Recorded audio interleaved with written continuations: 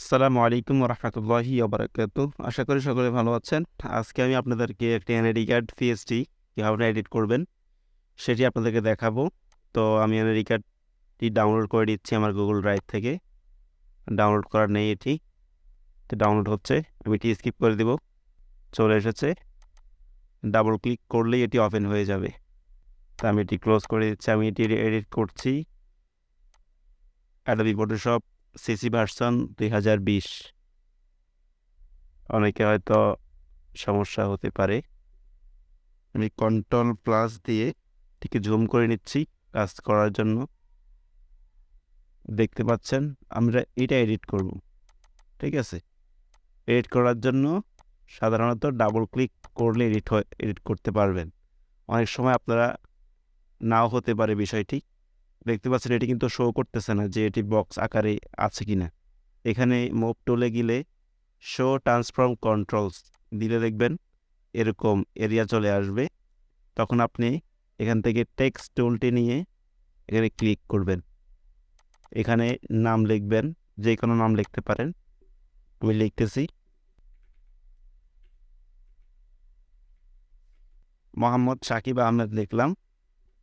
এভাবে আপনারা সেমভাবে এখানেও লিখতে পারেন এমডি এসএসএকিআইপি সাকিব।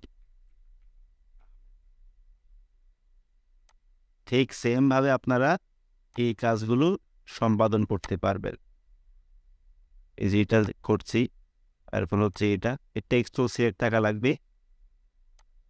এরপর হচ্ছে এটা ডেট অফ বার্থ এডিট করতে পারবেন, আইডি নাম্বার সেমভাবে।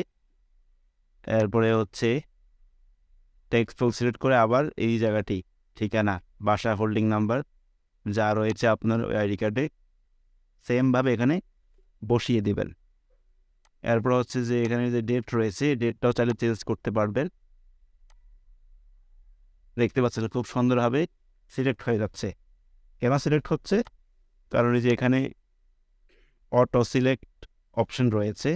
আপনি যদি এর থেকে নিচের ভার্সনগুলো ইউজ করেন তাহলে আপনাকে মুভ টুলে গিয়ে এটা সিলেক্ট করতে হবে এরকম, তাহলে আপনি এডিট করতে পারবেন।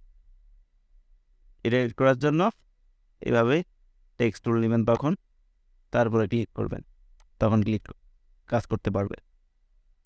এরপর হচ্ছে যদি কর্তৃপক্ষের সাইনটা আপনি কোনো থেকে এনে এখানে করতে চান তাও করতে পারেন। এই যে লাস্টের লেয়ার যেটা রয়েছে ব্যাকগ্রাউন্ড, এখানে এইটাতে ক্লিক করে এভাবে সিলেকশন করবেন। সিলেকশন করে এডিট কন্টেন্ট অ্যাওয়ার ফিল এখানে ক্লিক করলে দেখবেন এটা মুছে যাবে খুব সুন্দরভাবে। এরপর আপনার যেটি স্ক্যান করা রয়েছে সিগনেচার সেটি এখানে বসাতে পারবেন। ঠিক সেমভাবে এটা এই যে এটা এখানে আছে, এটা একবারে ফিট হয়ে আছে। তো আপনি এখানে সিলেকশন টুলে ক্লিক করবেন, সেমভাবে এটা এভাবে ধরবেন। ধরলে edit file content aware fill দেখতে পাচ্ছেন, এটাও ফিনিশ একদম। এখন আপনি আপনার যে সিগনেচারগুলো রয়েছে সেগুলো এখানে এনে বসাতে পারেন। এরপরে রয়েছে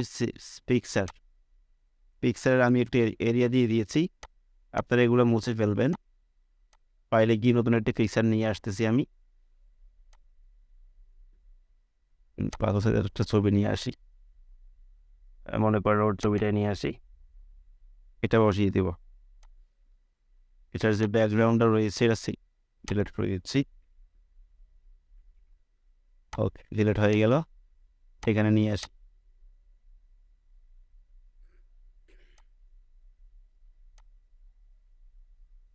এই কর্নারটা চেক করবেন, এরপর এটাকে মিলাবেন। হ্যাঁ, ওকে, ঠিক আছে, এটা সেন্টারে বসিয়ে দেবেন। তো আমরা আপাতত এটাকে হাইড করছি, হাইড। এটাকে এখন ডিলিট করে দেব। সিলেক্ট, ডিলিট বাটনে চাপ দিবেন, এই মুখটা সিলেক্ট থাকা অবস্থায় এটাও ডিলিট করে দেবেন নিচেরটা। ওকে, দিলাম। এখন এই যে আমার যে লেয়ারটা অন করে দিব, বসে গেল। এরপর যে সিগনেচারটা রয়েছে সিগনেচারটাও এভাবে নিয়ে আসতে পারেন। আমি একটা সিগনেচারের কাজ করে দেখাচ্ছি, সিগনেচার আছে কিনা এখানে।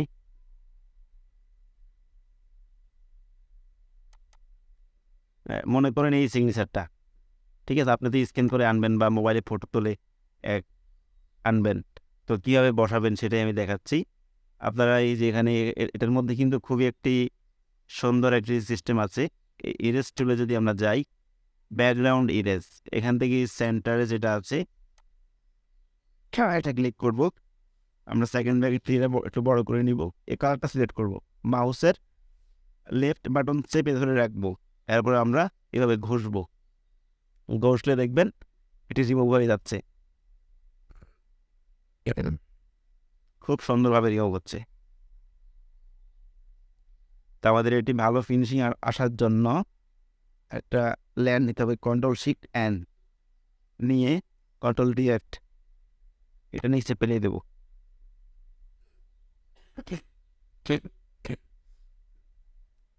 ঠিক আছে, তো আমরা ওই যে এখানে একটু রয়েছে, সরি, এর উপরে লেয়ারটা সিলেক্ট রাখতে হবে আমাদেরকে, এখানে সিলেক্ট করে এখন এই যে এটা একটু ক্লিন করতে হবে। এরপর হচ্ছে আমরা ইরেজ করবো, যে দাগটা রয়েছে এই দাগটা আপনারা একটু অ্যাডভান্স কাজ দেখতে পাচ্ছেন এখানে, কারণ আপনাদের সিগনেচার আনবেন সাদা কাগজে লিখেই বা অনলাইন থেকে ডাউনলোড করে, ওইখানে কিন্তু এত কাজ করা লাগে না। ঠিক আছে, আমি জাস্ট দেখাচ্ছি।